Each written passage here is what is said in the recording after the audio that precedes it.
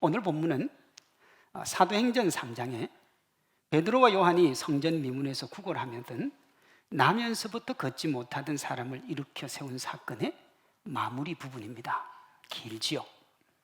잠시 우리가 되짚어 보면 베드로와 요한이 예수님의 이름으로 나면서부터 걷지 못한 사람을 일으켜 세우지요. 이 일로 사람들이 하늘의 능력을 행하던 베드로와 요한을 보기 위해 솔로몬 행각에 모입니다. 이에 그곳에 모여든 이들에게 베드로가 설교를 하는데 핵심이 뭐냐? 예수 그리스도입니다. 우리는 지금 하나님께 쓰임받고 하나님 바라보니까 당신들도 우리를 바라보지 말고 자신의 생각, 신념, 사상을 내려놓고 예수님 바라보라는 거예요. 그렇게 하면 깨닫지 못하고 예수님을 십자가에 못 박은 당신들의 죄가 용서가 될 테요, 하나님의 백성으로 삼아 주시겠다는 거예요. 이 말을 듣고 사람들이 예수님을 믿었는데 그 자리에서 5,000명이 믿었죠. 그런데 누구보다 하나님을 잘 믿는다는 하나님의 로열 패밀리들, 관리들, 장로들, 서기관, 대제사장의 문중이 하나님의 이름으로 예수님을 거부합니다. 물론 그들이 하나님의 이름을 전면에 내세웠지만 실제는 자신의 이름과 권세를 내세웠습니다. 그들은 하나님의 이름을 빙자한 자신들의 권세와 이름으로 베드로와 요한을 옥에 가두어요. 그리고 그 다음날 재판을 여는데 이 재판이 사내들인 공회입니다. 불법의 재판이에요. 그렇게 재판을 열고 겁을 주는데도 이 베드로와 요한이 겁을 먹지 않는 거예요. 웬만한 사람들은 다 겁을 먹었는데 이 사람들이 겁을 안 먹으니까 자기가 이 사람들이 무슨 잘못을 했는지를 검토를 시작을 합니다. 근데 검토를 하고 보니까 잘못한 게 없는 거예요. 당당하게 잘못했다고 그러고 잡아넣었는데 잘못한 게 없어요. 13절, 14절입니다. 그들이 베드로와 요한이 담대하게 말함을 보고 그들을 본래 학문 없는 범인으로 알았다가 이상히 여기며 또 전에 예수와 함께 있던 줄도 알고 또 병 나은 사람이 그들과 함께 서 있는 것을 보고 뭐가 없다고요? 비난할 말이 없었어요. 뭔가 한번 화끈하게 비난해 주려고 잡아뒀는데 아무리 생각해보고 성경적으로 검토해도 잘못한 게 없는 거예요. 그러면 여러분 어떻게 해야 되느냐? 그러면 풀어줘야죠. 안 풀어줍니다. 왜 안 풀어줍니까? 지금부터는요, 자존심 싸움이에요. 지금까지는 신앙으로 믿음으로 했는데 이 참 볼품없는 아무것도 가진 것 없는 그 베드로와 요한에게 자기들이 밀린다고 생각하니까 견딜 수가 없는 거예요. 그래서 물러서지 않아요. 중요한 게 뭔가? 지금 베드로와 요한이 고난을 당하고 있는 이유는 3장 6절에 예수 그리스도의 이름 때문입니다. 만약 그들이 은과 금이나 소위 로열 패밀리라고 말했던 이들을 의지했다고 하면 이런 시련을 당하지 않았습니다. 다시 한번 강조합니다. 그들이 고통을 당한 이유는 걷지 못한 일을 걷게 했기 때문이 아니라 그것을 예수님의 이름으로 했기 때문에 고난을 당한 거예요. 그 이름으로 옥에 갇히고 사람들 앞에서 모진 수모당하고 죽음의 위협에 몰렸는데 이들이요, 예수님의 이름을 버리지 않습니다. 19절 20절이요.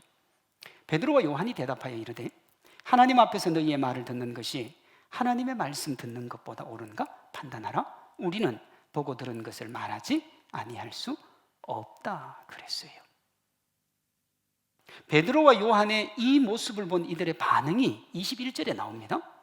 모든 사람이 그 된 일을 보고 하나님께 영광을 돌림이라. 사람들이 베드로와 요한의 모습을 통해서 누굴 봤느냐 그러면 하나님을 봤습니다. 이를 달리 표현하면 베드로와 요한의 신앙이 사람들에게 예수님을 생각나게 한 거예요. 예수님 믿는 사람을 그리스도인이라 그럽니다. 예수님처럼 사는 사람들이죠. 이를 달리 표현하면 예수님을 생각나게 하는 사람입니다. 그리스도인이 뭐냐? 예수님 생각나게 하는 사람이 그리스도인이에요. 야, 나는 예수님 믿고 교회 가니까 물질적으로 잘 되더라, 자녀가 잘 되더라, 부와 명예와 권세가 넘쳐나더라. 맞습니다. 그런 게 있을 수 있어요. 그러나 그것이 진짜 징표가 아니라 예수님 믿는 사람의 진짜 징표는 그 사람을 통해서 예수님을 생각나게 해 주는 거예요. 그러므로 크리스찬이라고 불리는 우리는 어떤 상황 여건에서도 예수님을 생각나게 해야 됩니다. 우리의 삶에서 예수님이 보이지 않으면 뭔가 문제가 있는 거예요. 우리는 앞에서 하나님을 믿는다고 하지만 하나님을 생각나게 하지 않는, 그래서 결국은 하나님께 버림받은 종교 지도자들을 확인했습니다. 예수님 믿는 이들은 어떤 경우에도 예수님을 생각나게 해줘야 돼요.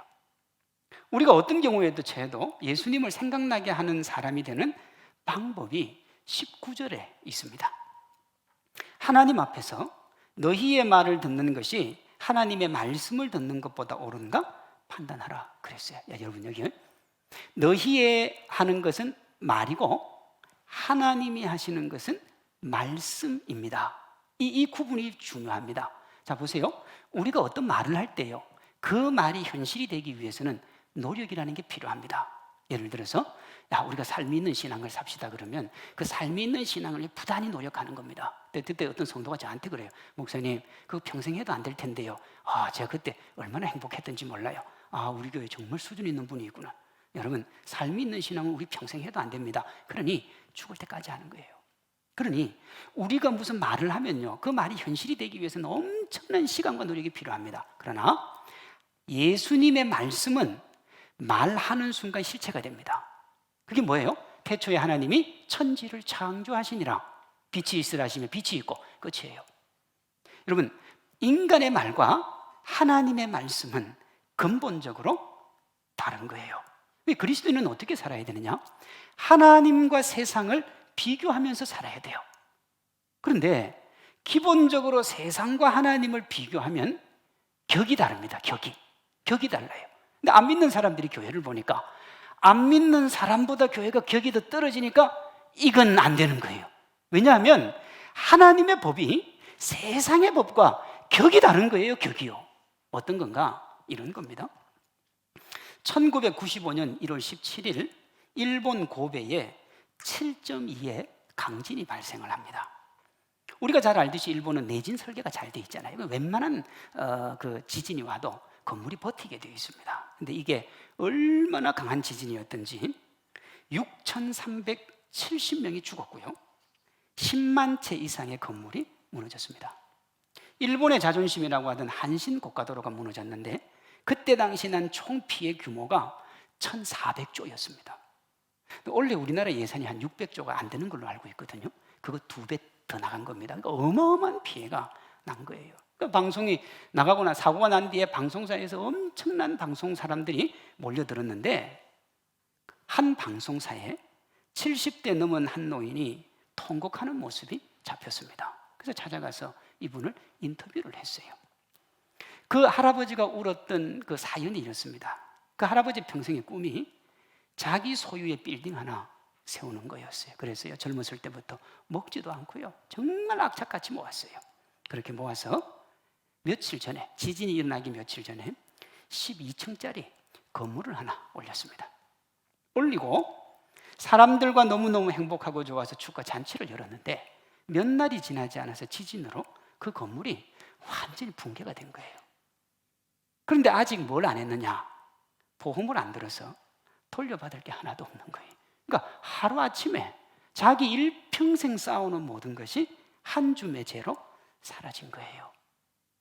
이렇게 사는 분이 있는 반면에 하나님의 나라를 위해서 삶을 가치 있고 멋지게 산 사람도 있습니다. 영국에 윌리엄 윌버포스라고 하는 사람이 있습니다. 그가 1874년 25살에 예수님을 구세주로 영접을 합니다. 이 사람이 어떤 사람이냐? 부모님이 워낙에 부자였고 그에게 부명의 권세를 다 내려줬고요, 나중에 그의 친구 중에 한 명이 총리, 영국은 총리가 왕이니까요, 우리나라로 하면 대통령이 될 만큼 권력과 힘을 다 가지고 있었던 사람이에요. 근데 25살에 예수님을 믿고 고민을 하기 시작합니다. 내가 어떻게 하면 그리스도인으로 살 수 있을까? 그러다가 27세의 나이에 당시 영국에서 성행하던 노예 폐지 운동을 내가 평생 했으면 좋겠다, 그런 꿈을 세웁니다.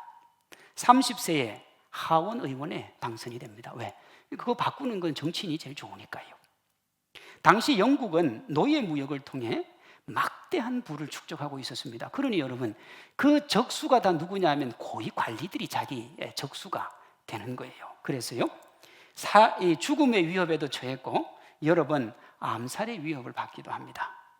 그럼에도 불구하고 그는 하나님께서 자기에게 주신 그 비전과 소망을 위해서 내려놓지 않고 그 길을 달려가요.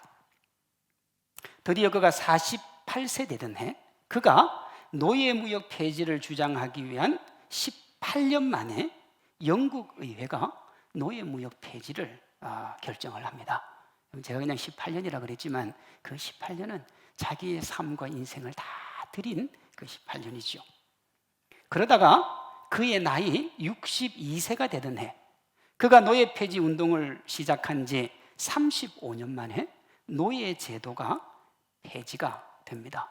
그리고 10년 후에 영국 전역에 노예 해방법이 통과되고요. 그 통과된 2개월 후에 그가 하나님의 부름을 받습니다. 보세요. 25살에 예수님 믿고 죽을 때까지 오직 한 꿈.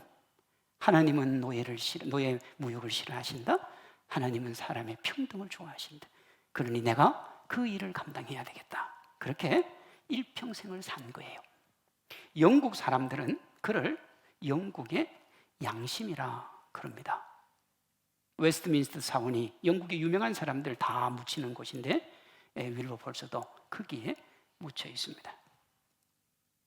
빌딩 한 채를 위해 일평생 살다가 망년자실한 할아버지와 일평생 주님 위에 살다가 행복하게 주님 품에 안긴 할아버지, 윌버폴스죠. 둘이 비슷한 인생을 살았습니다. 비슷한 나이를 살았어요. 그런데요, 삶의 격이 다릅니다. 일평생을 살고 후회하고 원망하는 사람이 있고요, 그 일평생을 살고 잘 살았다고 하면서 그 삶을 뒤로하고 하나님 품에 안기는 사람이 있다고요. 격이 다른 거예요, 여러분. 이 격이 다른 삶은 우리나라 역사에도 있습니다. 고려를 무너뜨리고 조선을 세운 사람이 이성계 장군이죠.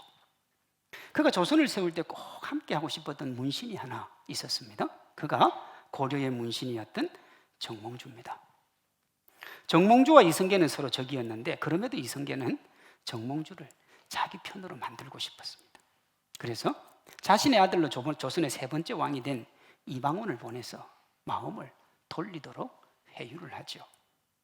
정몽주를 만난 이방원이 그와 함께 하고픈 아버지 이성계의 마음을 이렇게 표현합니다.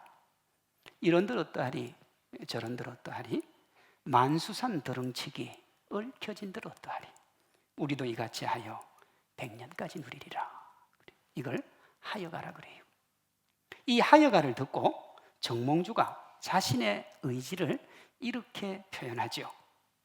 이 몸이 죽고 죽어 100번 고쳐주고 백골이 진토되어 넋이라도 있고 없고 임향한 일편단심이야 가실 줄이 있으라. 이거를 단심가라 그럽니다. 이방원의 말은 세상이 바뀌고 상황이 바뀌었는데 그러지 말고 새로운 국가에 적응해서 부귀영화 누리자는 거예요. 여러분, 새로운 나라를 세우는 왕이 하나 줬잖아요. 그러니 뭐 하려고 그렇게 지조 있는 인생을 사냐는 거예요. 그저 이러면 어떻고 저러면 어떠냐는 거예요. 잘 살면 되지. 이에 정몽주의 말은 고려의 신하로 죽는 한이 있어도 그럴 수 없다는 거예요. 하여가를 말하는 이들의 정신은 척박함 그 자체입니다. 목사님, 이렇게 살면 어떻고 저렇게 살면 어떻습니까? 인생 행복하면 되지. 하여가는요, 자신의 만족을 위해 의제의 적이 동지가 되고 도움이 되지 않으면 헌시창처럼 버림받는 거예요. 반대로 단심가는 고결함의 상징입니다. 선주교에서 형장의 이슬로 사라졌지만 고려의 충신으로 살았던 정몽주의 절개는 오늘도 존경과 칭송을 받지 않습니까? 그러면 그리스도인의 삶은 하여가일까요? 단심가일까요? 그리스도인의 삶은 단심가입니다. 세상 사람들이 왜 교회를 향하여 별로 안 좋은 시선을 보는가? 뭐 다양한 이유가 있겠지만 적지 않은 그리스도인들이 하여가로 삽니다. 하여가로 살아요. 이런들 어떠하리, 저런들 어떠하리. 보니까 자기들하고 다른 삶이 하나도 없는 거예요. 크리스천의 삶은 삶의 철학 다 버리고 조선의 신하가 되자고 하는 하여가가 아니라 철학대로 살다가 선주교에서 죽는 격조 있는 단심가입니다. 여러분, 그게 그리스도인의 삶이에요. 이 세상의 부와 명예를 위해 이방원의 식구처럼 사는 게 아니라 하나님의 자녀로 예수님과 동행하며 이 땅을 나그네와 순례자로 사는 것이 그리스도인의 삶이에요. 세상 사람들은 어떻게 가든 서울만 가면 되지만 그리스도인은 정도를 가야 되는 겁니다. 그리스도인의 삶의 이유는 자신을 위해 십자가에 피 흘려 돌아가신 예수님이고, 삶의 방향은 권세를 얻어 자신의 이름을 남기는 것이 아니라 자기 부인을 통해 하나님의 영광을 드러내는 거예요. 그게 그리스도인의 삶입니다. 우리가 좋은 차 동경하고 넓은 집 그리워하고 화려한 경력 앞세우며 세상에서 폼나게 사는 게 꿈일 수 있습니다. 그리고 자녀들에게 그 가르칠 수 있습니다. 그러나 삶의 이유가 예수님인 사람에게 결코 그것은 자랑할 일도 아니요 권장할 만한 일도 아닌 거예요. 이런 표현해서 좀 그렇습니다만, 사실 갈릴리 여부였던 베드로와 요한은 당시에 흔하게 볼 수 있었던 평범한 사람들이었죠. 그냥 그렇게 고기 잡다가 한 생을 마감했을 사람들입니다. 소망도 없고요, 비전도 없는 거예요. 주님을 잠시 믿는다고 해서 그 본성이 바뀝니까? 그렇지 않아요. 베드로가 예수님의 수제자입니다. 예수님과 3년 다니면서 예수님이 얼마나 사랑했는지 몰라요. 변화산도 데리고 가고 안 데리고 간 적이 한 곳도 없어요. 하나님의 능력을 제일 많이 경험한 사람이 베드로예요. 물 위에까지 걸었잖아요. 그런데 예수님 돌아가시고 난 다음에 와, 이렇게 해서는 안 되겠다 싶어서 다시 어디로 돌아갑니까? 고기 잡으러 가요. 여러분, 그게 인생이에요. 그게 사람의 본성입니다. 그 베드로가 예수님을 만나고 그렇게 살아서는 안 된다는 걸 알게 됩니다. 그때부터 그는 주의 영광을 위해 살아갔고, 결국은 로마를 복음화시키고 한낱 업으로 이름 없이 사라졌을 사람이 2000년이 지난 지금도 아름답고 귀한 이름으로 남아 있습니다. 그 이유가 뭡니까? 그 무엇과도 바꿀 수 없는 예수님이요, 세상 속에 살지만 세상에 속하지 않는 하나님의 백성이 우리가 살아가야 될 삶입니다. 베드로는 한 번도 자기 이름을 남기자고 생각해 본 적이 없습니다. 호랑이는 죽어서 가죽 남기고 사람은 죽어서 이름 남기니까 내 이름을 어떻게 하면 남길까 수많은 사람들이 노력하고 달려가지 않습니까? 그러나 아무도 그 이름을 기억해 주지 않습니다. 그런데 하나님의 사람들은 자기 이름은 사라져도 좋으니 주의 이름만 드러났으면 좋겠다, 그렇게 열심히 살아갔는데 죽고 나니 그들에게 남은 것이 주의 영광과 함께 자기들의 이름도 다 남더라는 거예요. 물론 예수님이 삶의 이유고, 그래서 예수님을 위해 살겠다고 다짐한다고 해서 모두가 이 삶을 살 수 있는 건 아니죠.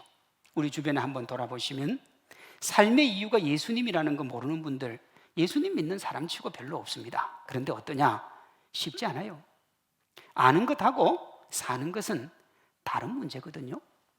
안다고 해서 모두 예수님을 위해 사는 게 아닙니다. 제가 설교 준비하면서 보니까 어떤 신학자가 예수님을 아는데 그분을 위해 살지 못하는 것은 문제가 있다 그랬어요. 신학적으로는 그럴지 몰라도 주어진 우리 삶의 현실을 한번 돌아보십시오.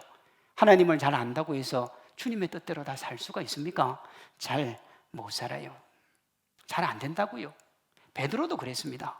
베드로가 젊었을 때 주님 만나고 난 다음에 오늘 사도행전에 보면 성령의 충만한 은혜를 받잖아요. 그 은혜를 받고 얼마나 멋들어지게 살았는지 몰라요. 하나님의 영광을 위해서. 그러다가 AD 64년 네로가 로마에 불을 지르고 난 다음에 이 불을 기독교인들이 질렀다 그러면서 박해를 시작하잖아요. 그때 잡혀 들어간 사람이 누구냐면 사도 바울도 그때 잡혀 들어가고요, 베드로도 잡혀 들어갑니다. 근데 베드로가 잡혀 들어가기 전에 로마를 빠져나오잖아요. 자, 보세요. 평생을 하나님을 위해 살았어요. 하나님의 능력을 경험하지 못한 게 하나도 없어요. 그런데요, 죽으면 더 두려운 거예요. 도망간다니까요. 여러분, 그게 인생이에요. 그랬던 베드로가 오늘 본문에는 어떻게 이렇게 당당할 수 있습니까? 어떻게 멋질 수 있어요? 그 해답이 4장 8절에 나와요. 베드로가 성령이 충만하여 그랬습니다. 베드로의 당당함 뒤에는 그를 붙들고 있는 성령님이 계셨던 거예요. 다시요. 자기가 성령님을 붙든 게 아닙니다. 성령님이 붙들어 주신 거예요. 우리 삶의 이유는 십자가에 못 박히고 부활하신 예수님입니다. 이 분명한 삶의 이유를 가지고 삶을 살아가게 해주시는 분이 누구냐? 성령님이 살아가게 해주시는 거예요. 우리가 아무리 의지를 가지고 그렇게 살고 싶다고 해서 사라지는 게 아니라는 거예요. 여러분, 불쑥불쑥 우리의 그 자존심이 나오잖아요. 인류 역사에서 말입니다. 가장 먼저 시작한 전쟁인데 아직도 끝나지 않은 전쟁이 하나 있습니다. 그게 뭐냐? 자기와의 싸움이에요. 그 싸움은 끝나지 않아요. 인생은 누구든지 태어나면 죽을 때까지 자기와 싸우는 거예요. 한번 보세요, 여러분. 멀쩡하고 점잖은 사람이 갑자기 이상한 사람으로 돌변하는 것은 자기 욕심이 나와서 그래요. 자기를 못 이기는 거예요. 그러니까 불쑥불쑥 나오는 겁니다. 한 번 더 강조합니다. 우리 힘이나 의지로 주님 영광 위에 살 수가 없어요. 아무리 노력해도 얼마 못 갑니다. 주님 위에 온몸 바쳐 살고 싶고 그거 다짐하지만 시간이 지나면 그 결단과 의지가 사라지는 거예요. 그게 현실입니다. 은혜 받을 때는 예수님을 위해 뭐든지 다 할 것 같은데 조금 시간이 지나면 내가 언제 그랬느냐는 듯한 표정을 짓잖아요. 내 힘, 내 의지로 예수님과 하나님 나라를 위해 살아가는 게 아니라 성령의 능력과 성령의 힘으로 살아가는 거예요. 예수님이 십자가에 못 박혀 죽고 난 뒤 베드로는 옛 생활로 다시 돌아가잖아요. 사람들이 자기를 잡아갈까 숨어서 그렇게 삽니다. 그걸 바꿔준 게 뭐냐? 오순절 성령 강림입니다. 이처럼 우리가 삶의 현장에서 제대로 된 그리스도인, 정말 격이 다른 삶의 주인공으로 살아가는 삶을 가능하게 해주시는 분은 성령님이세요. 그러니 하나님의 사람다운 삶을 살려면 성령 하나님을 만나야 돼요. 성령님께 붙들려야 됩니다. 그렇게 성령님께 붙들리면 그때부터 예수님을 생각나게 하는 사람이 돼요. 사도행전 2장 4절에 그들이 다 성령의 충만을 받고 베드로가 설교하고 3,000명이 회개하여 신자가 되는 거예요. 그러니까 베드로가 뭐 설교를 잘하고 말을 잘해서 된 게 아니고 성령이 그를 붙들어 주셔서 되는 겁니다. 우리가 어떤 상황, 어떤 처지에서도 영혼 구원해야죠. 하나님 나라 왜 달려가요? 그러나요, 우리가 아무리 열심히 한다고 해서 그 열심이 좋은 결과로 나타날지는 아무도 몰라요. 그게 좋은 결과로 나타나는 분명한 표징이 뭐냐? 하나님께 붙들려 있느냐? 그렇지 않느냐? 사도행전 4장 8절에 베드로가 성령이 충만하여 그 힘으로 하나님의 로얄 패밀리들 앞에서 당당할 수 있었습니다. 그 힘으로. 사도행전 7장 55절에 스데반이 성령이 충만하여 예수님을 보고 기쁨으로 순교를 감당했던 겁니다. 스데반의 힘으로 한 게 아니에요. 하나님이 가능한 게 해주신 거죠. 우리가 앞으로도 계속 살펴보겠습니다만 사도행전 전체가 성령님께 붙들린 이들이 써내려간 역사입니다. 다시요. 성령님께 붙들린 사람들이 쓴 역사예요. 자기가 쓴 역사가 아닙니다. 그래서 사도 바울도 항상 뭐라고 그랬느냐 그러면 나는 한 게 아무것도 없다는 거예요. 왜요? 하나님이 다 해주셨으니까요. 성령님께 붙들리면 성령의 충만을 잊게 되고 우리 중에 누구라도 베드로와 요한처럼 예수님을 생각나게 할 수 있습니다. 그러니 가장 중요한 것은 우리가 성령님께 붙들리는 거예요. 목사님, 그럼 우리 어떻게 하면 성령님께 붙들릴 수 있습니까? 간단해요. 예수님께 우리의 모든 것을 던지면 됩니다. 던지는 거예요. 여러분, 어떤 영화에 보면 깨진 독에 물을 가득 채우는 미션이 나옵니다. 두 팀이 시합을 하는데 엄청나게 빨리 물을 아무리 부어도 독이 차지 않는 거예요. 왜요?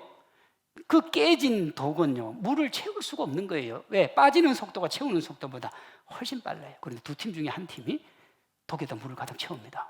그 방법이 뭔 줄 압니까? 깨진 독을 연못에 던져버려요. 연못에 던지니까 연못에 물이 독 안에 가득 차는 거예요. 독이 깨어졌든 얼마나 깨어졌든 그건 아무 상관이 없어요. 물로 가득 찼습니다. 하나님께 붙들리는 것이 이와 같습니다. 우리 자신을 온전히 예수님께 맡기면 성령의 충만을 경험합니다. 내 안에 무엇을 채우는 것이 아니라 내가 성령님으로 채워지는 거예요. 그러니까 채워지려면 어떻게 해야 되냐 그러면 나를 던져야 돼요. 예수님은 그것을 자기 부인이라 그랬습니다. 예수님을 삶의 이유로 삼고 예수님이 부어주시는 성령의 충만을 입으면 별 볼 일 없는 우리가 대단해지고 예수님을 생각나게 하는 하나님의 사람이 됩니다. 베드로와 요한이 그랬어요. 13절입니다. 그들이 베드로와 요한이 담대하게 말함을 보고 그들을 본래 학문 없는 범인으로 알았다가 이상히 여기며. 당시 종교 지도자들은 다 모태신앙입니다. 그리고 그 신앙을 물려받은 사람들이에요. 그러니 이 사람들이 얼마나 많이 알겠어요. 베드로와 요한은요, 기껏해야 예수님에게 3년밖에 안 배웠습니다. 여러분, 평생을 배운 사람하고 3년 배운 사람은 격이 다른 거예요. 그래서 이 종교 지도자들이 야, 너 한번 웃음을 당해봐라. 그리고 사내들인 공회를 연 겁니다. 열어놓고 중간에 세워놓고는 사람들에게 무시당하게 하기 위해서 온갖 걸 시작을 했는데 그 결과는 뭐냐 그러면 도리어 그들이 궁지에 몰립니다. 21절이요. 관리들이 백성들 때문에 그들을 어떻게 처벌할지 방법을 찾지 못하고 다시 위협하여 놓아주었으니 이는 모든 사람이 그 된 일을 보고 하나님께 영광을 돌림이라고 그랬습니다. 종교 지도자들이요, 우리가 하나님의 이름으로 한다는 걸 백성들에게 보여주고 싶었던 거예요. 그리고 나사렛 예수는 이단이요, 그 이단의 수제자인 베드로가 이단의 괴수라고 그렇게 얘기하고 싶었던 거예요. 그래서 이 재판을 열면 사람들이 우리를 하나님의 사람으로 보고 베드로와 요한을 이단으로 볼 줄 알았어요. 근데 백성들이 그 재판을 가만히 서서 지켜보니까 아니, 베드로와 요한이 하나님의 사람들이고 저 사람들이 하나님의 사람이 아닌 거예요. 그래서 어떻게 해요? 그들이 베드로와 요한의 행동을 통해서 하나님께 영광을 돌리니까 이 사람들이 어떻게 할 수가 없는 거예요. 사도들을 사면초가에 놓아두려고 그렇게 마음대로 하려고 했던 이들이 도리어 사면초가에 빠진 겁니다. 적지 않은 크리스찬들이 세상을 이기기 위해서 세상의 방식을 따라야 된다 그래요. 코로나19의 상황에서 비난과 비판의 표적이 된 교회가 더욱 그렇게 해야 된다 하는 말을 합니다. 물론 교회가 양보를 해야 됩니다. 수긍이 되는 부분도 있어요. 그러나 진짜 크리스찬의 모습은 성경으로 할 때 나타납니다. 지금 교회가 비난과 비판의 표적이 된 이유는 우리가 성경적으로 살았기 때문이 아니라 로열 패밀리들처럼 하나님을 믿는다고 하면서 뒤로는 자신의 권세를 채우는데 몰두하고 자기 이름을 내세우기 때문에 그렇습니다. 사랑하는 성도 여러분, 예수님을 생각나게 하는 사람들은 하늘의 방식을 따릅니다. 그것이 세상을 이기는 길이기 때문에 그렇습니다. 생명의 주인 되신 예수님을 증거하는 복음 증인의 삶을 살면 성령께서 함께 해주시고 그 성령이 우리에게 세상을 이길 힘과 능력을 주실 줄로 믿습니다.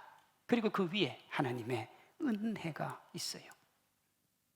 사람들은 우리가 예수님을 믿는다고 하면 우리를 비난할 것 같지요. 그리고 코로나19 상황에 더 그런 생각을 할 수 있습니다. 야, 지금 예수님 믿는다고 그랬다가 이거는 뭐 거의 죽음이야, 이럴 수 있습니다. 베드로 요한도 마찬가지요.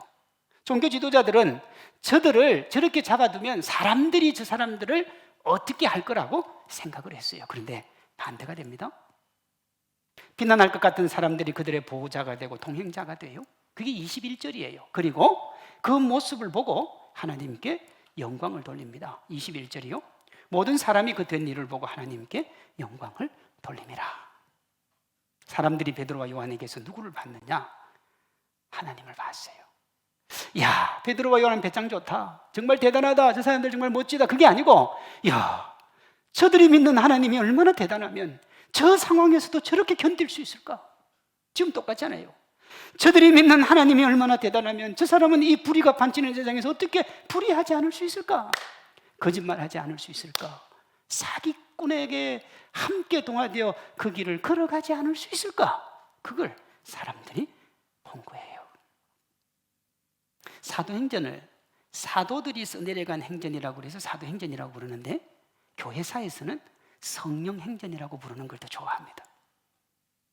겉으로 볼 때는 사람 사도들이 했지만 실질적으로 누가 했다는 거예요? 성령님이 하셨다는 거예요. 오늘날 교인들과 교회가 세상의 지탄의 대상이 되는 이유는 예수님을 생각나게 해주지 않기 때문에 그렇습니다. 어떤 분들은 예수님을 생각나게 하기는 하는데 예수님을 기가 막히게 생각나게 해주는 분도 있어요. 야, 그래 믿으면 나는 교회 죽어도 안 가겠다. 생각을 나게 하긴 했는데 정말 놀랍게 한 거죠. 그리스도인이 예수님을 생각나게 해주지 못한다는 말을 오늘 설교에 적용을 하면 삶의 이유가 예수님이 아닐 확률이 있고요, 성령님께 붙들려 있지 않을 확률도 상당히 높은 겁니다. 사랑하는 성도 여러분, 여러분의 삶의 이유가 뭡니까? 어디에 붙들려 살아가십니까? 욕망. 그 욕망에 붙들려서 욕망의 전차를 타고 하나님을 수단과 방법으로 여기며 그렇게 살아가고 있지는 않습니까?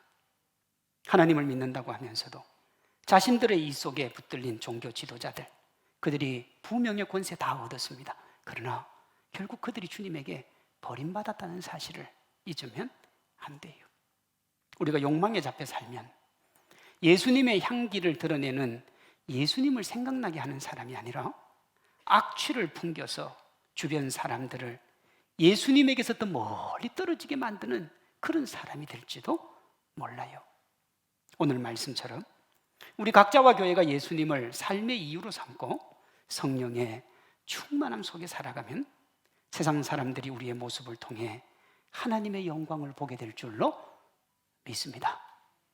교회 안에도 그런 분들이 있습니다. 엊그제 설문조사 보니까 기독교인들 중에 76%만 교회가 이렇게 잘하고 있다 그러고, 여전히 24%는 교회가 문제 있다 그래요. 이게 코로나를 떠났어요. 내부에도 교회에 대한 불평과 불만 가진 분들이 있습니다. 외부에는요, 작년에 30 몇 프로였는데 올해는 20 몇 프로로 신뢰도가 기독교가 떨어졌습니다. 위기죠. 교회 위기입니다. 그러나 우리 각자와 교회가 주의 영광 위에 살아가면, 우리가 그래서 예수님을 드러나게 하고 생각나게 하면 다시 교회가 하나님의 영광을 드러내는 행복하고 멋진 곳이 될 줄로 믿습니다. 주님은 우리가 그렇게 하나님의 영광 드러내기를 원하세요. 사랑하는 나의 자녀들아, 사람들이 나를 생각하게 해주는 그런 믿음의 삶을 살아주면 좋겠다 하는 거예요. 지난 2000년 기독교 역사에서 수많은 믿음의 선배들이 예수님을 생각나게 함으로 낙담과 시리에 빠진 이들에게 위로와 소망이 되었습니다. 하나님이 우리에게 코로나19로 위기에 빠진 교회, 삶의 의미를 잃어버린 사람들, 이런저런 이유로 고통과 낙담 가운데 있는 이들에게 예수님을 생각나게 하고 하나님께 영광을 돌리게 하는 그 사명을 주셨습니다. 우리 모두가 예수님을 삶의 이유로 삼고 성령의 능력으로 나아가서 주위 사람들에게 예수님을 생각나게 만드는 그런 귀한 믿음의 주인공들 되시기를 주님의 이름으로 축원합니다.